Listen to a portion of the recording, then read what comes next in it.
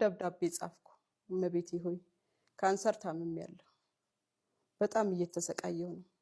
እመቤቴ እኔ ማንንም ምንም አልጠራም፣ አንቺ ፈውሽኝ፣ አንቺ መድኃኒት ነሽ፣ አንቺ ሐኪም ነሽ። እመቤቴ በሽታዬ የት ጋር እንዳለ እንዴት እንደሆነ አንቺ ነሽ የምታውቂ ብዬ ዘርዝሬ ሌሊት ነው ብድግ ብዬ ብቻ ከእንቅልፌ ብድግ ብዬ ሌሊት እጽፋለሁ ደብዳቤ። ጽፌ በኋላ እንጦጦ ኪዳነ ምሕረት ሙዳይ ምጽዋት ውስጥ አደረኩት።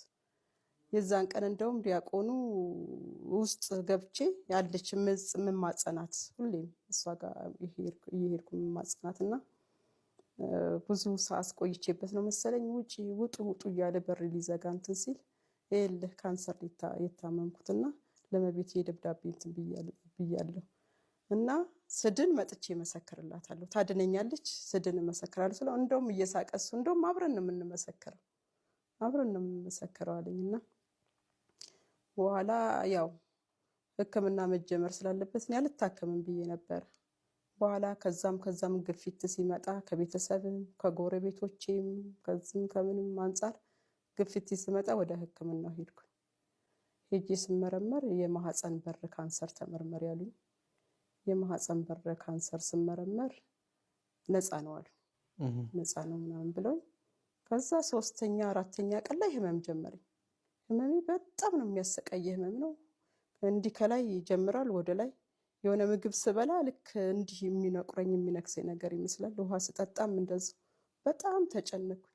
ሄድኩኝ ስውሯ ማርያም ሄጄ መቼ ማለት ነው?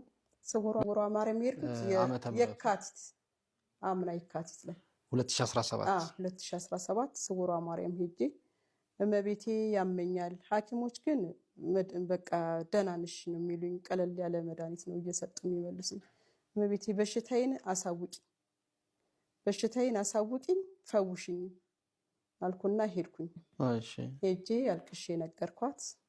ከዛ የ45 ቀን አልደረሰም በመሃል አልትራዳ ሳውንድ ስነሳ ካንሰር ያሳያል አሉኝ። እንደዚህ ያሉሽ ቃል በቃል አርሾ እንደገና አርሾ ደምሽ ይሰራልኝ። አርሾ ደሜ ሲሰራ እሱም ጋር እንደዛ ካንሰር አለ። እንደዛ ስትነግሪሽ ማለት ደነገጥሽ ወይስ? በጣም ደነገጥኩ። ኪዳነ ምሕረትን አሰብሻት? በጣም ደነገጥኩ። ከዛ እቤቴ መጣሁ። የኪዳነ ምሕረት ስዕል አለች እሷን የምታክል በሬ ላይ። በዚህ አጋጣሚ ቤቴም የቤት ቁጥሩ 16 ነው። እሷን ለምኜ ነው ቤት የሰጠችኝ። ኮንዶሚኒየም 16 አሁን ከዛ መጣሁ እሷ ጋር ተደፋሁና እመቤቴ እንደዚህ ተብያለሁ፣ የሞት ደብዳቤ ተሰጥቶኛል አልኳት። ያው ካንሰር እንግዲህ ይፈራል። በጣም ብዙም እንደዚሁ ሰማዋለሁ እንጂ በካንሰር የታመመ ሰው ብዙም አላቅም፣ እንዴትም እንደሚያደርግ በሽታው ምናምን ብዙ እውቀቱ የለኝም። ካንሰር አለብሽ ተብያለሁ፣ ልጄን አደራ አልኳት። ልጄን አደራ እመቤቴ። በኋላ በቃ ያው ሕክምናው ተጀመረ። ከዛን ጊዜ ጀምሮ በነጋታው ሄድኩኝ ለናሙና። ስገባ ያው ስም ዝርዝር ይዛለች ነርሷ። ከሌ እያለች ስም ተጠራችና ዘቢደር ንጉሴ 16 ቁጥር አልጋሽ ስትለኝ ዊኪዳንዬ ነው ያልኩት። ዊኪዳነ ምሕረት አልኩኝ። አልጋውም 16 ቁጥር ምተኝበት ለሕክምና ያልጋ ቁጥሬ 16 የሚገርም ነው። ያልጋ ቁጥሬ 16። አሁን ከዛ ናሙና ተወሰደ። በቃ እንዳለ ተረጋገጠ፣ በሽታው እንዳለ ተረጋገጠ። በኋላ ያው ኪሞ መውሰድ እንዳለብኝ ተነገረኝ። ኪሞ 3 ጊዜ ኪሞ ትወስጃለሽ፣ ከኪሞ በኋላ ሰርጀሪ ትሰራለሽ፣ ከዛ እንደገና ደግሞ መልሰሽ ኪሞ ትወስጃለሽ አሉኝ። በኋላ እንደገና ደግሞ መቼ ተቀጠርኩ? ጥቅምት 16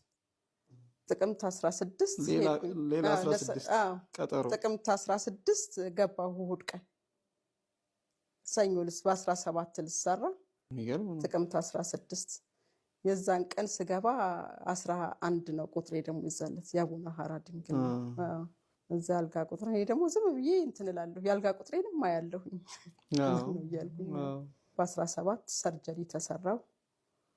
በጣም ከባድ ነበረ ሰርጀሪው። ያው እሱ ነው የሚያውቀው ደግሞ የሰርጀሪውን። በጣም ቆየሁባቸው ሰርጀሪ ሲሰራ በጣም ቆይቼ ቤተሰብ በቃ በጣም ከባድ ስለነበረ ቶሎም አልነቃሁም መሰለኝ። በጣም እየተጨነቁ ነገሩኝ። በኋላ ላይ ነው የነገሩኝ። ተሰራው በ17 ሰርጀሪ። ከዛ ከሰርጀሪ ክፍል ስትወጪ አሉ ኪዳነ ምሕረት እያልሽ ነው አሉ። ኪዳነ ምሕረት የልጄ እናት። በስመመር ሆኜ ኪዳነ ምሕረት ናርዶስ ነች ልጄ፣ የናርዶስ እናት ኪዳነ ምሕረት፣ የናርዶስ እናት ኪዳነ ምሕረት እያልሽ ነው አሉ የወጣሽ። እንደሱ ሆኜ ወጣሁ። ከዛ ከወጣ በኋላ እንደገና ደግሞ የት አልጋ ላይ ተኛለሁ። አሁንም 16 ቁጥር አልጋ ላይ እንደገና ደግሞ ሌላ ከሰርጀሪም በኋላ 16 ቁጥር አልጋ ላይ። ያው ከሰርጀሪ በኋላ እንደገና ደግሞ 3 ጊዜ ኪሞ ወሰድኩ። 3 ኪሞ ከወሰድኩ በኋላ በጣም ቀንሷል፣ በሽታሽ በጣም ቀንሷል አሉኝ። ለአንድ ወር ተቀጠርኩ። ለአንድ ወር ያው ሲኤ 125 የምትባላለች የምትሰራ ከ1000 በላይ ነበር እንትኑ ብዛቱ ከ1000 በላይ ነበረ። አሁን 9.8 ምናምን አካባቢ ደርሷል። እዚህ ላይ የረሳሁት ኪሞ 3 መጀመሪያ ላይ በህልም አየሁኝ። ህልም ምንድን ያየሁት? አንድ ነጠላ ለብሰን ከሱ ጋር እንጸልያለን። እቤት እየተንደባለልኩ ነው ጸልየው ፈንደ እያለቀስን ከሱ ጋር አልቀሰን ምናምን ተኛን። ተኝቼ በህልሜ ምን አየሁ? ማህበርተኛዬ ነች። ትመጣና ማህፀኔን ትዳብሳለች። ማህፀኔን ስትዳብስ ወይኔ ካንሰር ነው በሽታዬ ብያታለሁ። ጓንት ሳታጥልቅ እንዴት ማህፀኔን ትዳብሳለች እላለሁኝ። አሁን ስል ብንን እላለሁኝ ስባንን። ከዛ በንጋታው ለሰው ስናገር ለአንድ ካህን ስነግራቸው እመቤቴ ነች ማህፀንሽን የዳበሰችው እሷ ነች ምናምን፣ አይዞሽ ትድኛለሽ፣ አይዞሽ ምንም አትሆኝም ትድኛለሽ አሉኝ። እንጦጦ ኪዳነ ምሕረት ያሉ አባት ናቸው። ጸበል መጠመቂያ ጋር እንትን የሚያሳልሙ እንደሱ አሉኝ። ይኸው እመቤቴ እንደዚህ አድርጋ ይኸው ለዛሬ አብቅታኛለች። እግዚአብሔር የተመሰገነ ይሁንና ዛሬ ያው ለምስጋና ነው የመጣሁት። ከዛ በቃ ስመረመር ያው ወርዷል። እንትኑን የካንሰር ኖርማሉ ከ0 እስከ 35 ነው ኖርማል። አሁን የኔ 9.8 ነው። እና ያንን እንትን ካልኩኝ በኋላ ሆስፒታል ሄድኩኝ በቀጠሮኝ። ሆስፒታል ሲሄድ በቃ ከእንግዲህ ወዲያ ኪሞም የለ በሽታሽም ሁሉ የለም፣ እንዲሁ ራስሽን ለእንትን ለማለት ቼክ ለማድረግ በየ3 ወሩ እየመጣሽ ቼክ ታደርጊያለሽ እንጂ በቃ የለም በሽታው ጠፍቷል። ኬሞ አቁሚ ያሉሽ? አዎ ኪሞ አቁሚ በቃ ከእንግዲህ ኪሞም አትወስጂ፣ በየ3 ወሩ ራስሽን ተንከባከቢ፣ በየ3 ወሩ እየመጣሽ ቼክ ታደርጊያለሽ እንጂ በተረፈ ኖርማል ነሽ በቃ ተስተካክለሽ። ስለዚህ አሁን ኪዳነ ምሕረት ላንቺ እመቤቴ ኪዳነ ምሕረት አመስግኑልኝ። የመጣሁት ለምስጋና ነው። ዋናው ነገር እመቤቴ የሰራችልኝ ታምር ከካንሰር ነው ያዳነች። ካንሰር የማህፀን ካንሰር ታመምኩኝ። ከዛ ሁል ጊዜ እሷን እጠራታለሁ። እሷን የመጣሁት የእሷን ስም ከፍ ለማድረግ ነው። እመቤቴ ሁሌ ከፊቴ እየቀደመች ከኋላዬ እየተከተለች ይኸው ለዚህ አብቅታኛለች። እመቤቴ ክብር ለእናቴ፣ ክብር ለኪዳነ ምሕረት። ከኬሞ ጋር የምትወስጂው ምን ነበር? ጸበል ነው የምወስደው። የማንን? የእሷ ነው። የእሷ ነው ጸበል።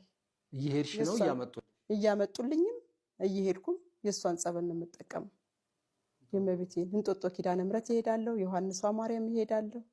የእሷን ጸበል እየተጠመኩ ይኸው ለዚህ በቅቻለሁ።